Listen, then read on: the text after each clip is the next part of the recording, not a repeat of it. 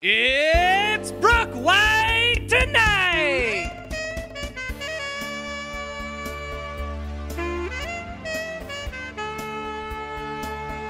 Featuring on the sidekick, the very funny Lando McCulley. And that's me, Dabby Doo, on the sweet sax. On tonight's episode, governmental conspiracy theorist Carl Frank.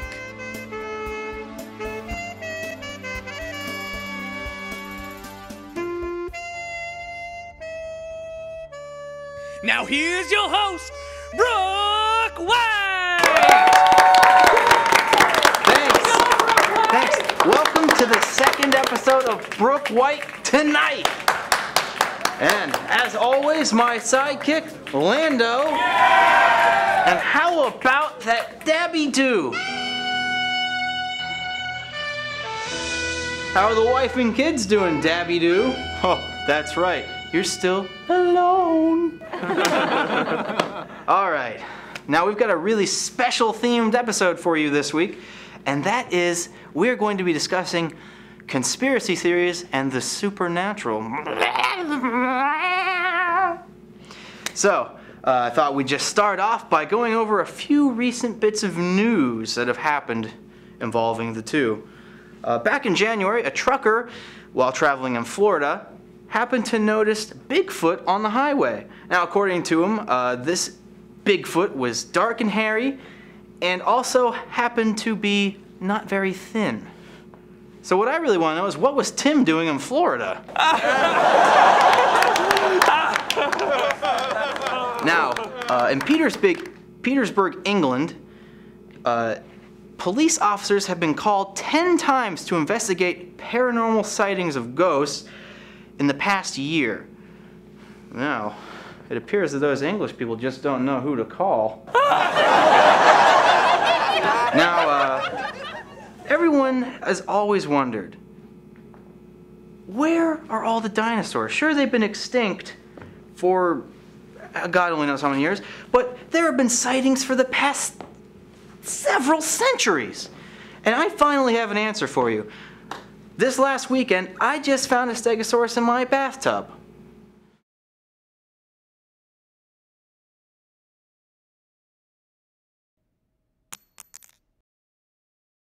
Now, the biggest question I think of all that people need to ask is, what is with all the alien probing? You know, it's just all these aliens coming in, putting things up your butt and having a good time. Nobody really knows much about them. If I do want to find an expert, though, I'm sure Tim would give me a good answer, since that's probably the only action he's getting in his lifetime.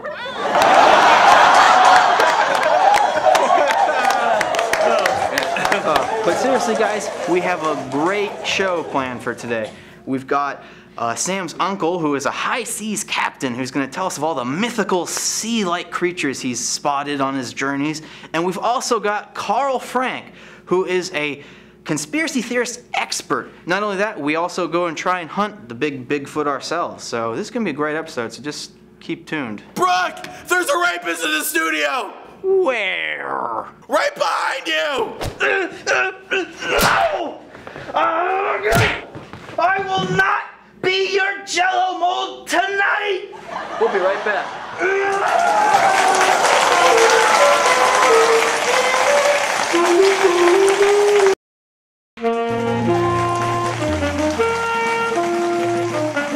And we are back! Now, I hope you are all ready, because we're about ready to bring out Lando's uncle, Captain Greenebottom. So, Lando, what can you tell us about the man? Well, he's been a high seas, deep sea fisherman for the last 42 years. He's fished in every single ocean and every Great Lake and even a couple rivers. That's quite a track record he's got going on. Oh yeah, go big or go home. So without further ado, let's bring him out. Come on out, Captain Greensboro-Lago.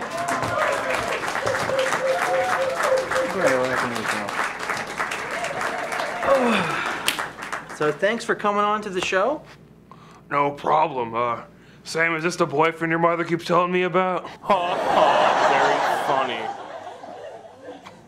friend, okay. Pleasure to be here, Brook. Well, great. I'm glad you're here. So what have you been doing with yourself? What have your recent adventures been?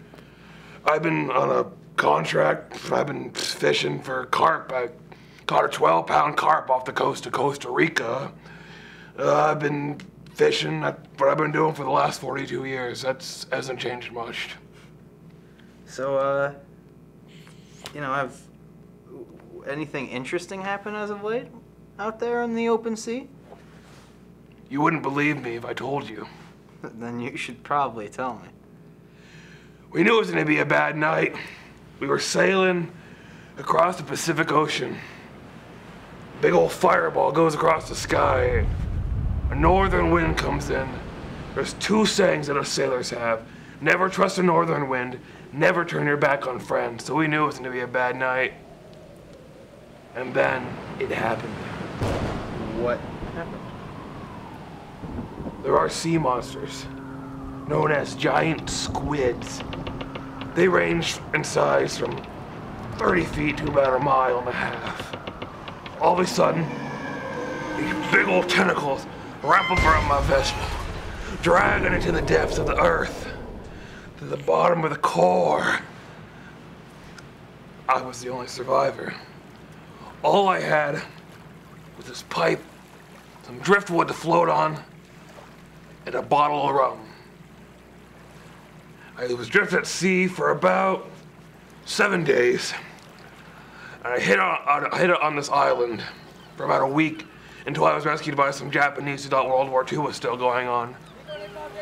And I'm here now. That's quite a story. How big was the squid that attacked your vessel? I told you, 1.5 miles. It dragged us down to the core. Its tentacles are wrapped around my vessel, the SS Covington. It was a large vessel. 80 men died on that ship that night. I was the only survivor.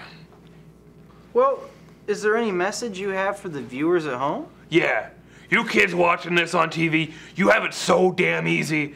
You know, in your living rooms, you're the top of the food chain, but when you're in the ocean, you're not the top of the Damn these giant squid! We'll meet again, giant squid! We'll be back after these messages from our sponsors. I told you you shouldn't have played that trick on my uncle. I told you he would freak out and go crazy. He always does when we do that to him. Well, I thought it was funny. I thought it was funny too, but I'm gonna be hearing about it. Brook! We're not supposed to cut the commercial! Oh, shit. We're back! All right. I went down to Edinburgh, Pennsylvania, the #1 Bigfoot sighting location in the entire free world, just so I could finally find proof that the skunk ape is real. I'm here at Edinburgh, Pennsylvania, the town with the most Bigfoot sightings in the free world. Have you seen Bigfoot in this area? No, not at all. Bigfoot? Yes. Are you kidding me? I've seen Bigfoot everywhere here. After talking to the citizens of Edinburgh, I began to realize that not many people believed in the great skunk ape. Welcome.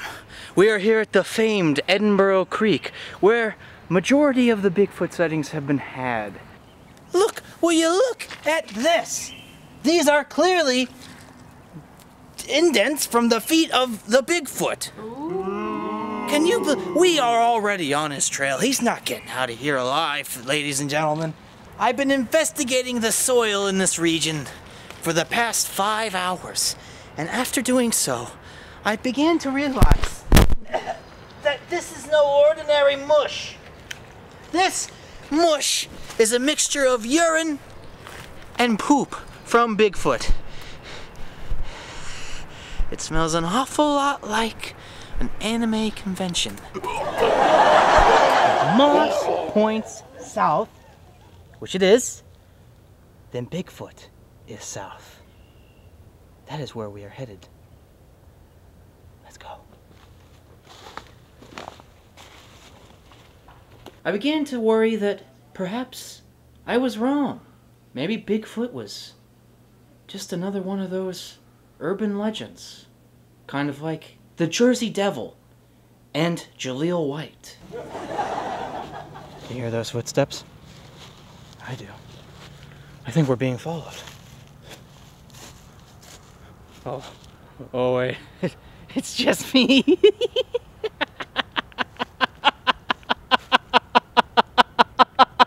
I have come up with a theory. I've had no luck, but if I become Bigfoot, then I can find Bigfoot.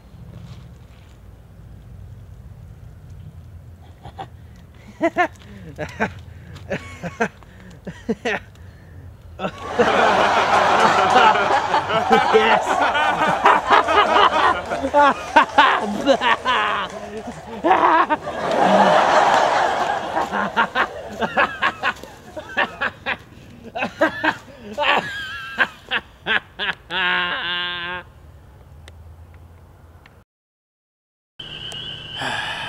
After a long day of hunting, now I will slumber amongst the woods in hopes of having a better find tomorrow.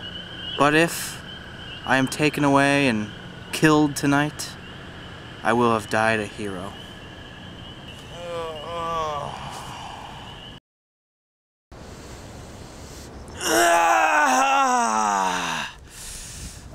Welcome back. Another day as we hunt the beast in the grassy knoll.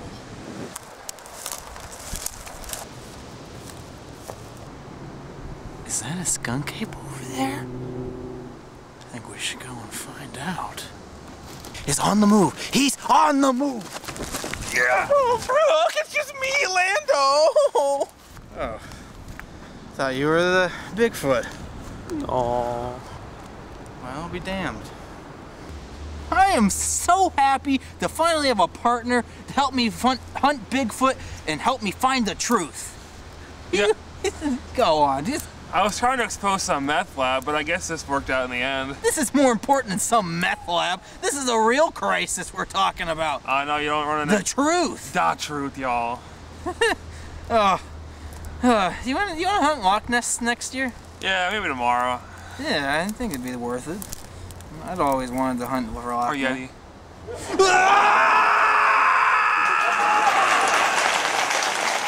Gee willikers, now wasn't that fun? Who would have thought that Bigfoot was such a nice guy? Oh, Tim!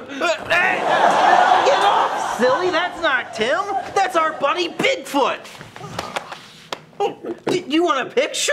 Well, of course! Let's all get a family photo! Dabby Doo, will you take our picture? You take the photo, Dabby Doo! All right, say cheese. Cheese!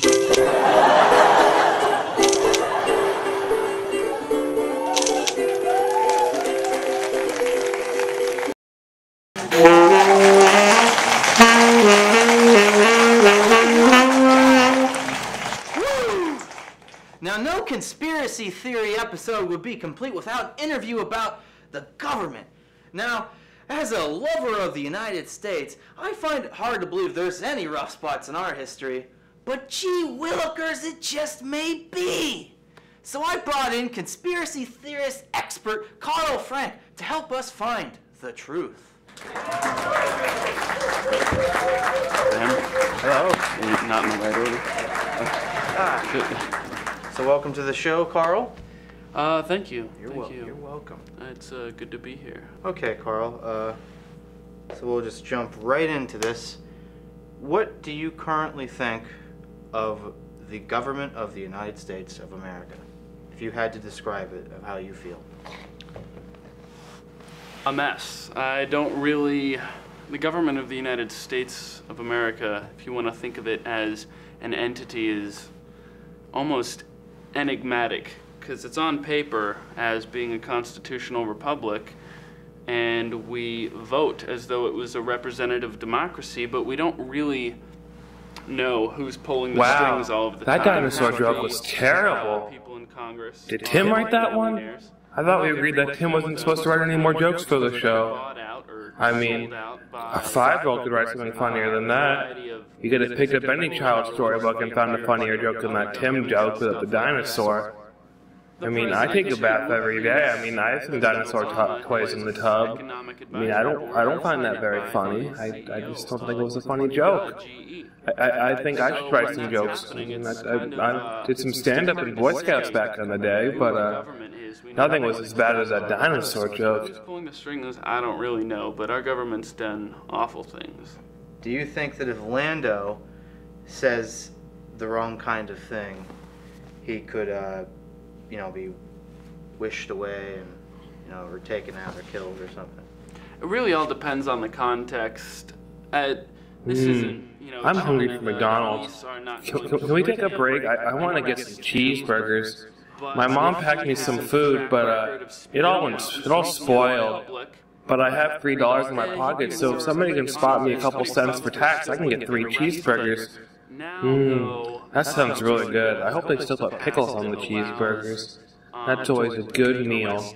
I might drink some free water. I don't know, I'm kind of thirsty. And so if you went to Mitt Romney gathering and started protesting with a megaphone, you could be arrested, yes. It really all depends. That's pretty scary. Now the question, if I were to collect, you know, a large amount of books, you know, about the government, perhaps go to like events like Occupy Wall Street, speak out, and then maybe like my computer turns off when I'm researching or writing papers against the government, do you think I would have a possibility of being taken away by the government? Well, I've been in that situation. I haven't been taken relate then. away by the government. Why isn't Carl wearing any shoes?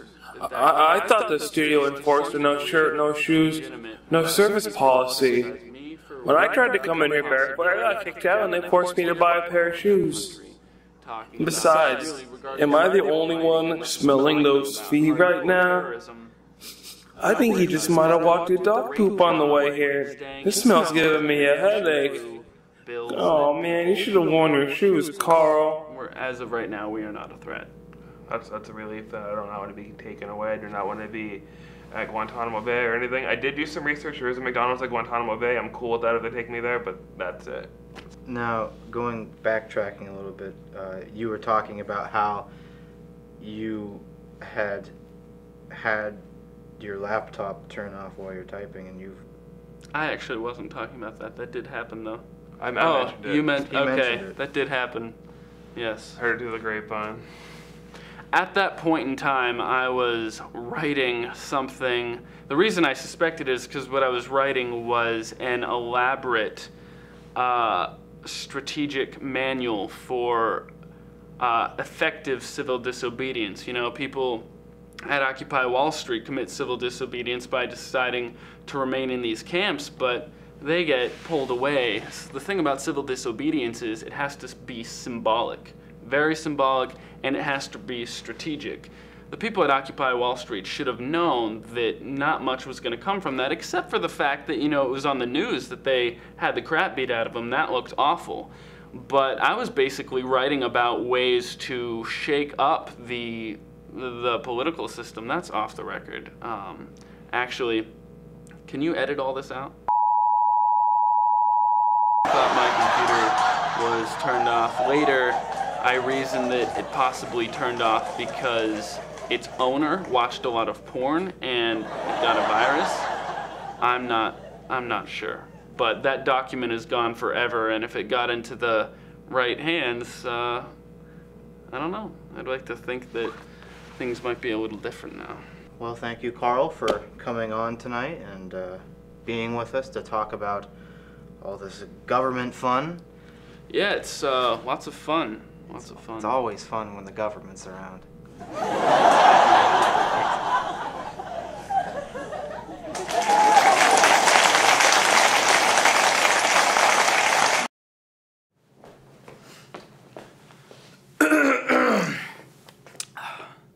This is a song about a lost love. This is a song about you, Mom. My mom, after she got divorced, talked to a man online. She said this one was a keeper. And I said, Mom, when do we get to meet him? I only cared 'cause I knew it was Nessie in the lake. And I knew it was real. It'd be like Jurassic Park, but only real and on a raft. Can't we dream? Can't we believe? I just know that inside us all we believe in Nessie. I wanna believe in you. Mom, make this happen.